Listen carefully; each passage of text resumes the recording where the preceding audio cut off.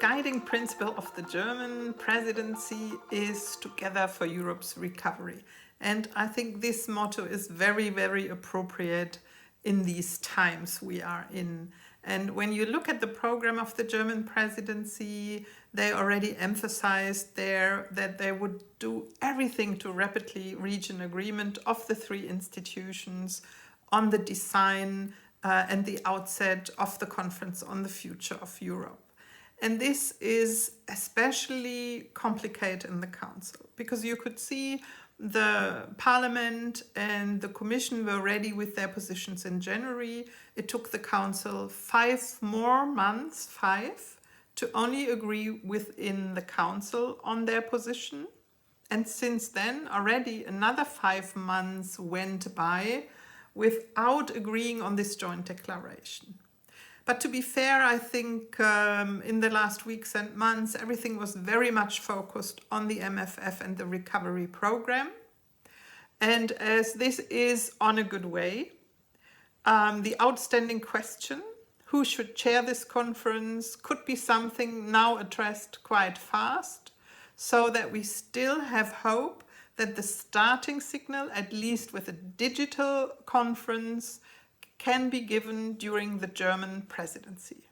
What makes me optimistic is we came to the agreement in the MFF and recovery program even earlier. If you look at SURE, we could change the path, more solidarity, a kind of Eurobonds. So progress is possible. And also we should use the push we had from the EP elections, more mobilization, higher participation rate now to start this conference and get the thing going.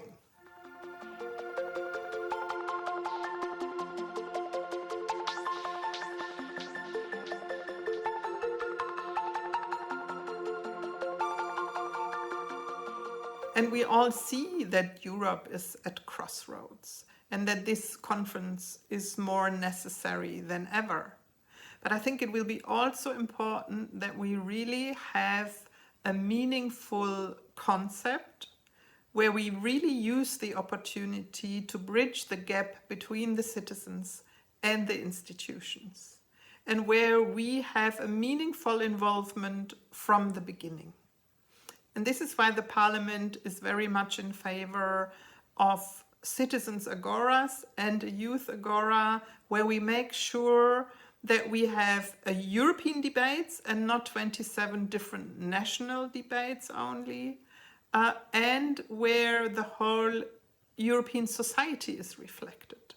So the French plumber next to the Polish nurse or the German unemployed, and that we make sure that this is really representative and we don't have the debates only by privileged members of society.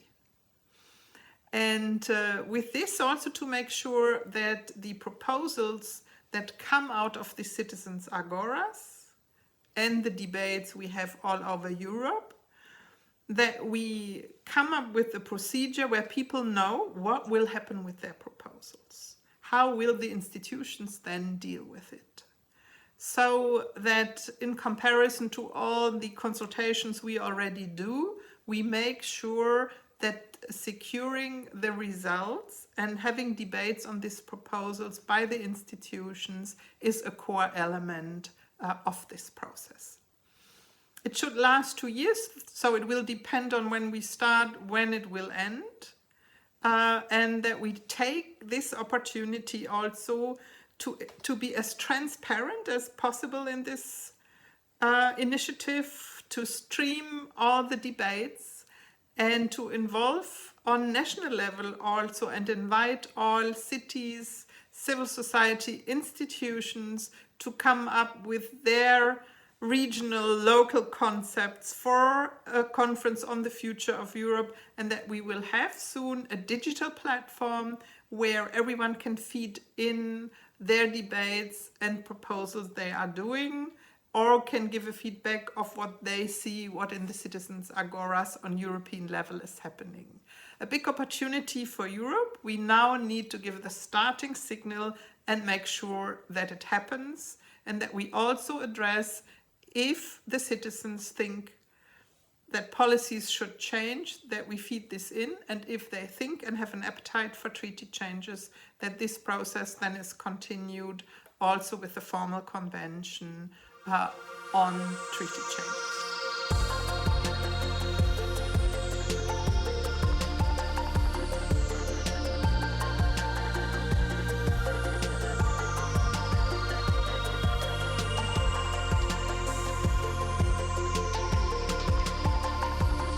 The European Union is facing relevant challenges regarding its future from an economic and societal point of view. For sure, this pandemic has created a new big amount of debt, national and pan-European, that needs to be made sustainable. This means that we need to go on with our projects of a more stable, more robust fiscal stance of the European Union with their own resources. That has been a big debate among the European institutions in these years, but now it seems to be getting to some final decisions regarding a digital tax, a financial transaction tax, a polluters tax that can help reduce the divisions among Europeans on a topic that is divisive among Europeans of all latitudes and of all the member states. That is, who is actually paying for the European integration. This has been always at the center of a lot of heated debates. Who is subsidizing who? And who is paying more in the EU budget from the national contributions. So having a more real European capacity of raising resources, revenues, and spend in a common way will help building a more coherent common narrative, also for the post-pandemic period, and to, as I said, confront ourselves with the issues of having some a necessity of having a raise of growth in all the member states, because as we know, we had imbalances, we had issues that were there before the pandemic regarding sustainability, regarding innovation, regarding social cohesion, the pillars of the recovery plan of Next Generation EU.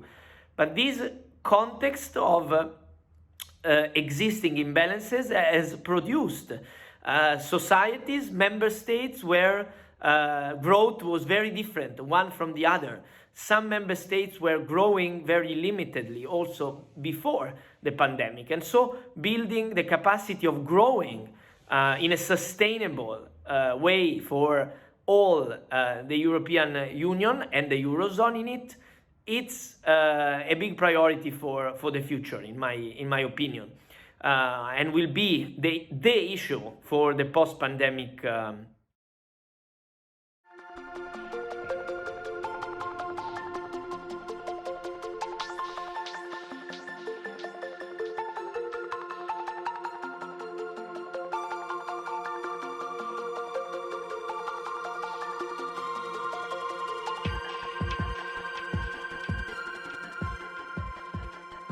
Obviously, digital innovation, digital transition will be so important also in view of the changes happening in the, we can say, in the context of jobs, of employment, of new business models, and also in the way we deliver public services, including teaching.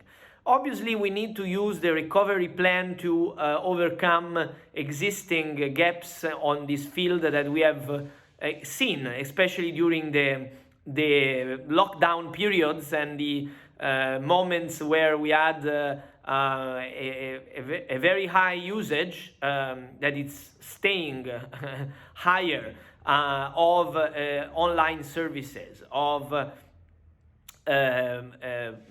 teaching at distance, but also smart working, but also buying much more on e-commerce with all the implications for it. in terms of security for consumers and sustainability for the traditional economy. So it will be very important that we build consciousness, we build understanding from the citizens, the workers, the entrepreneurs, the public servants of what it is to live in this new digital world, giving them enough infrastructure and learning possibilities so that they can tap into all the opportunities and mitigate the risks that will be there in terms of works that will be no more important, no more useful, jobs that will change. We will need to support this with money for a transition, for transitioning workers, create a real lifelong learning context that we don't have in place at the moment in our member states, which will be extremely important in a world where things are changing and where obviously we will need to find new ways for making people feel part of a community, part of a common polity. This will not be easy because the fragmentation and isolation will to some extent grow in some aspects of our lives, but also we will have new ways to connect and to be together. So this will need a lot of education, but also a lot of discussion, of participatory mechanisms, so that people can feel that they are part of the changes that are happening and they can also orientate them. So the democratic aspect of the digital transition is crucial and must not be put aside or considered as a secondary element. There is a bit more than 1 month to go before the end of the German presidency of the Council of the European Union.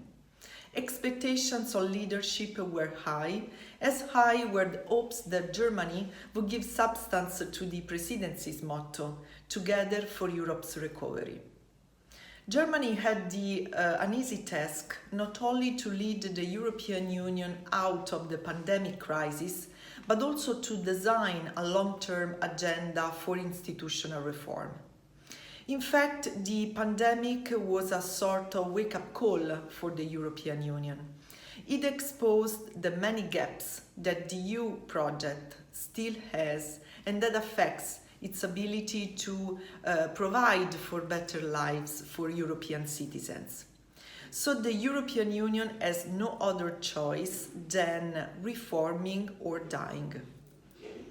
There is the concrete risk that the belated response to the pandemic by the European Union institutions, together with the economic and social impact of the crisis, will negatively affect the trust of citizens towards the EU institutions and fuel even more the winds of Euroscepticism.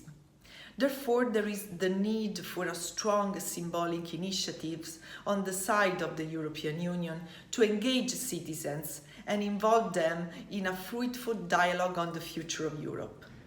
The Conference on the Future of Europe can be this occasion if the conference is finally launched and if its objectives, its process, and also the way in which citizens are included will be clarified. This has been one of the topics addressed in our Italian-German Forum on Europe and will be one of the main topics for our future research. We are the Italian office of the German political foundation Friedrich Ebert. We constantly promote both the multilateral and bilateral information and dialogues between Germany and Italy, involving decision makers from both countries, from politics, trade unions, science, and civil society. To analyze, to inform, and to network are important prerequisites for a result-oriented discourse and international dialogue between both countries. Our work is based on conferences, workshops, seminars, and background papers. Accordingly, we enable Italy and Germany to reach an understanding of the respective positions and developing common position in central policy fields within a European perspective. The German-Italian Forum on Europe and the collaboration with Istituto Affari Internazionali and Stiftung, Wissenschaft und Politik, which we would like to thank for the elaboration of the contents and for the co-organization of this event, is perfectly in line with the objectives of our foundation. This year, our meeting focuses on challenges of the Europeans' current political agenda, the prospects for the conference on the future of Europe, and the possibilities for further European integration and economic integration facing the COVID crisis.